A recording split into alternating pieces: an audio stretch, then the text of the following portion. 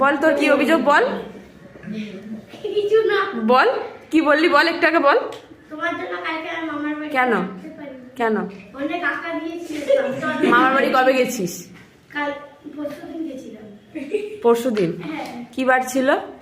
শুক্রবার। আর আঁকতে এসেছিলিস আগের সপ্তাহে কি বার ছিল? ভুলে গেছি। রবিবার। রবিবার। সোম থেকে বৃহস্পতি কি করছিলিস? উনো খেলছিলিস? না, স্কুল ছিল না। হ্যাঁ, বল মুখে বল। স্কুল কটা থেকে কটা অবধি থাকে?